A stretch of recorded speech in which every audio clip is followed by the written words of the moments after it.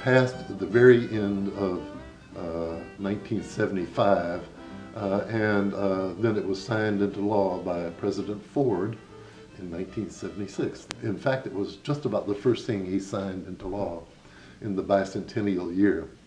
My vision of the center picked up a theme of the library and the archive and expanded it.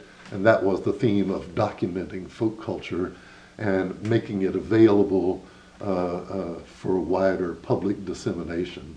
That role had begun with the archive actually in the late 20s, but certainly had boomed in the 30s under Alan Lomax, when not only was there documentation going on, bringing recordings back to Washington, but these recordings then were being put onto new documentary albums, which were then disseminated. And that seems obvious to us now, but Alan Lomax was doing this at a time when there were no documentary albums. And so in effect, he and our field were inventing this whole genre of cultural interpretation. And that continued with the Folklife Center, where we developed a broader approach to documentation that included not just sound recordings, because the focus was no longer just music, but sound recordings, still photography, other motion picture documentation where possible. In effect, we were broadening into multimedia documentation, and we were turning what was once the Archive of Folk Song into what's now the Archive of Folk Culture. At the Folklife Center, it was made more difficult by the fact that we, as a new agency created in 1976, had to get periodic reauthorization. The Folklife Center had to come up every 2 or 3 or 4 years for a new authorization. And that meant getting both houses of the Congress to agree to extend the life of the American Folklife Center. And Congress, like any complex institution, finds inertia the easiest course. And therefore, getting something through is always difficult. Getting something through in a period where government is thought of as a problem is even more difficult. So the Folklife Center had some harrowing years where we were wondering, are we going to get reauthorized or not? It was really frightening. In 1994, a new Republican House of Representatives came into power. Many of them people who explicitly came to town to reduce federal government. That was their mission. And they were shooting at anything that moved. And if you need reauthorization, you're something that moves. You're a rabbit skittering across through their line of sights, and we got shot at, and they might have even nicked us once or twice there, but that all finally got resolved at the end of the 90s. There was surplus years in the mid 90s, and suddenly it became possible to envision new cultural programming through the government again. The last contested authorization of the Folklife Center ended not just in their getting reauthorized, but in their receiving permanent authorization. It's now a permanent part of the government, of the federal government, and of the Library of Congress. When that happened, it was ready for me to retire and move aside and let the next generation shape the next generation of the American Folklife Center and the next generation of our field as well.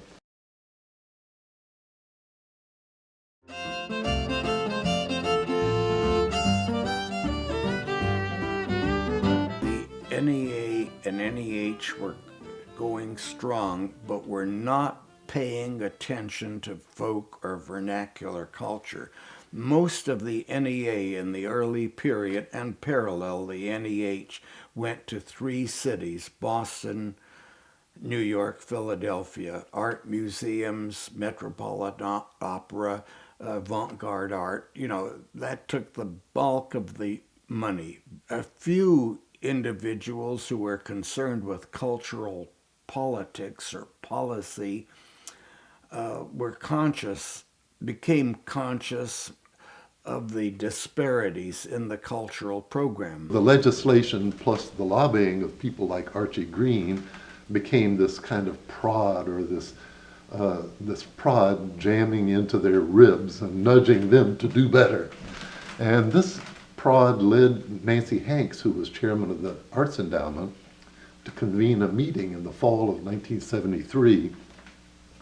And the meeting was included people like Archie Green, who was the prodder, and other people who were in effect part of his gang, you might say, such as me and Ralph, but other people from around the country as well all came to a meeting at the Arts Endowment.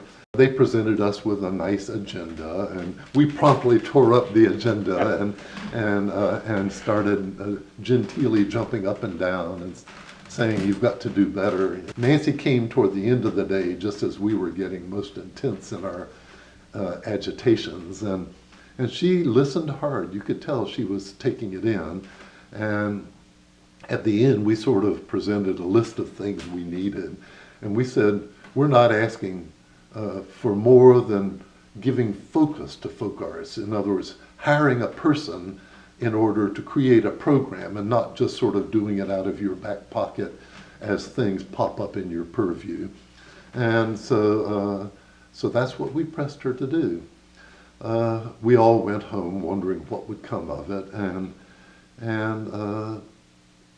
not too much longer, I got a phone call. I was home for me, of course, was just at the Library of Congress, because I was head of the Archive of Folk Song. And I got a call from Larry Rieger wanting to come over and talk to me more about developing a program at the Arts Endowment. And so he and I talked, and we talked, and we talked. And eventually he said, would you be interested in coming over there? So in the spring of 1974, I moved over to the Arts Endowment, and the National Endowment for the Arts had a folk arts program. It was it later became the Folk and Traditional Arts Program, but its early decade and a half, I guess, maybe even close to 2 decades, it was called the Folk Arts Program, and then it amended it by adding the word traditional as well. It was an important step in the right direction. I was there for 2 years, and by the end of 2 years, we had funding up to, $1.5 million or approaching $2 million. It eventually continued to grow under Bess. Politics fit in very well with the folk arts program. I never felt politically pushed around, and other programs did. I think they probably were. I think it's partly that we didn't have enough, we weren't big enough to make a big difference. Partly that some of them still thought it was corny and they didn't want to have anything to do with it anyhow. But you could go and do it, but they wouldn't try to benefit from it in any way. After the Carter victory, and they had the typical series of inauguration balls all over Washington. I've never told you about this, John, but they had about 8, and the Carters, like every president and his wife, would appear at each one of them and shake a lot of hands and do one formal dance and then go to the next one. Well, I heard from some of my spies in Georgia that the Georgia Democratic Party or something, I don't know who organized it, but they had decided to put on the biggest square dance in the world. They didn't call it that, but that's what they were going to do. They were going to bring everybody in Georgia up, and they had managed to get hold of the Union Station to have it in. And they were going to have their ball. It was going to be their ball. It was going to be a square dance. And that would be the Georgia send-off to the new president. And I thought, well, that's something I cannot miss. And I told Nancy about it, and she said, well, she'd have to go over too. She was a good Southerner. This is Nancy Hanks. And when I I got there ahead of her, and I was absolutely stunned. Every inch of the possible available space in that enormous place was taken up with a square dance group. They were standing back to back. Each square was pressing on the square to their sides and to their, they could barely get around. And I went up on the stairs to look at this from that, I don't know what it is, but there's stairs that you can go up where you can look out over the whole of the Union Station. And they were all moving around in absolute order. There was not a person out of step, out of place. There was no fussing, there was no anything. It looked almost like an ant colony. Everybody knowing exactly where they were supposed to go and going there and this way and crossing, and they were doing all kinds of square dances. And I ran downstairs and got Nancy and said, "Nancy, you've got to come up here with me." And she came up, and she didn't say a word, not a word. She just looked. And from the point of view of Nancy Hanks, who was a Rockefeller Republican, and who had been running the most elite arts place in the world, seeing this, I think must have really shocked her. She was a very smart woman. She would think immediately, well, where are these folks? What are we doing for them? Do we need it? She would really begin to recognize they were there. But the crowning thing about this was that I stayed for the whole dance, and the Carters never came. And I began to think to myself, we are going to have a lot of trouble in this administration, because the only reason I could think of that the Carters wouldn't come was that they did not want to be identified as countrified or folksy. They wanted to be upper class. And they did. They never had a folk thing in the White House. They had excellent, well-selected classical music.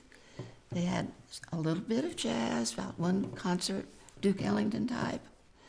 But basically, they were upper class and very serious. That was when I began to realize what we were hitting out in the States. There were lots of states that felt exactly the same way.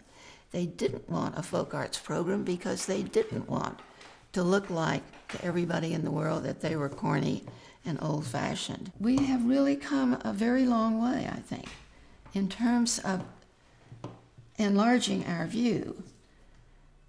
At the endowment, when I was there, before there was a folk arts program, I met with the music panels frequently to see what they were doing, and also to just present that there was a folk music program that was going on, some in there and some not. And I kept saying, what would you do if the world's greatest sitar player wanted a grant for a concert? And they said, what is that? Every one of them said, what is that? And when I said what it was, they said, we don't do that. Just flat. That's why the folk arts program began doing it, because nobody else would even think that it was there. They wouldn't recognize it. Nationally speaking, we had done something that no other program in the endowment had really done, and that is we had really scattered out our grants so that we could say, we have funded X and Y and Z in South Dakota, and everybody else was standing there, where is South Dakota? True. And so we were always trotted out for purposes of impressing the Congress. And I tried to take full advantage of those occasions. And I did a little politicking myself as far as I could. I always tried to go to see the governor when I was on the road and that sort of thing. She really, in a way, took a cue from Nancy Hanks, who was one of the key chairs of the National Endowment for the Arts over the years. She was looking to set up a national network for a number of reasons. One, to reach all Americans, but also at the same time to get political support from all sectors of the United States for the National Endowment for the Arts. And I think Bess mentioned that so many times. I think she liked that, and in both of those senses, and worked very hard from the get-go to develop professional people strategically placed around the country. Usually that meant in states, state arts agencies or other state agencies, some statewide organization that could support statewide work. This is one of the greatest successes of the Folk Arts Program, because I remember we came pretty close to 50 of the 56 American states and special jurisdictions, territories in the Pacific, Caribbean, and District of Columbia. With somebody actively working in all those places. We decided to fund traditional activities within a community, in the community, which was very different from bringing them to the Folklore Arts Festival on Washington, or setting up tours. At that time, we later on did set up tours, but to begin with, we wanted to see the material presented respectfully and in a proper way at home, or at least close to home. We funded anything that seemed to present or define or ennoble activities that were known in that area and that had not been publicly presented. Or if they had been, they'd forgotten how to do it. People would often ask us to help them for instance, Indian tribes would say they would like to do, a squash blossom dance or something again, but they didn't have the regalia, and nobody knew how it went but one person, and they would like to have that person teach everybody how to do the regalia. That's the kind of thing that we looked for. When I joined the National Endowment for the Arts in 1978, that we had a staff of a folklorist, an ethnomusicologist, and Bess, who's a folklorist anthropologist, and two or three support staff. And we had like $1.9 million or something like that. And so here we were, the six of us, $1.9 million, and out the door at that time there were 270 million people.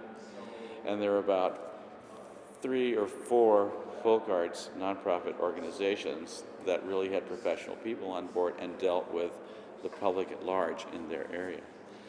And that was a real challenge. I mean, that in many ways. I remember one of the first calls that I got was from someone who wanted to start a Kantala festival in Michigan, I think it was. And first of all, I didn't know what the heck a Kantala was. It turned out to be a Finnish string instrument. And so calling around through the grapevine of ethnomusicologists and people who knew about musical traditions from this part of the world, I found out that there were some other festivals, and then I could call back, help this person connect with those festivals to see what some of the best models that already existed were, and maybe connect with them, get some expertise, and learn some lessons, and maybe even some support. There's a very important method embodied in this that was fundamental to the Folk Arts Program and was not commonplace in the rest of the National Endowment for the Arts, and that was a very proactive approach. That is, if you apply, you were an orchestra, you send your application, you apply, and you get the money, or you don't get the money, or you get less money. With folk arts, we didn't have people applying. So they didn't know about us. So we, first of all, need to let them know about us. Second of all, we needed to find out about them because they're ensconced in a dynamic community situation so that to really know what you're doing and funding something, you need to have a sense of the bigger picture there. And it was a very different way of setting up a funding program that in a way front-loaded the formal grant application process with communication and with gathering information and providing information, connecting people with expertise. And through small grants, and our grants were not large compared to some of these, particularly compared to some of the grants to the larger institutions, we could oftentimes leverage considerable action through a small amount of money combined with this hands-on, proactive, interactive approach. The academics, I think on the most part, were very helpful to us, but I should mention that I think one of the reasons they were helpful to the folk arts program endeavor at large, was that many people had the experience of working on the Smithsonian Folklife Festival. I remember Bess would early on when we were trying to find expertise on this art form or that art form or the Polish community in Binghamton or someplace, she would rely on the network of field workers, people like me who in 1974, 5 and into the 1976 Bicentennial Folklife Festival, then called Festival of American Folklife, we were out scouring the communities. We were doing field work with the purpose of not writing academic articles for journals and things like that, but creating a public program with community people, community talent, a sense of community built into it. And so a lot of lessons were learned. I think there was a step, a very important step toward understanding what this was all about. And so a lot of the academic consultants who were panelists for the Folk Arts Program, who were consultants in the field evaluating projects before they happened or evaluating projects after they were funded, were for the most part keyed into this, and a lot of them really liked it, in fact, because a lot of people working in the academy, they don't have the resources available to really do something for the people that they admire so much, that they work with, that they study, that they write about.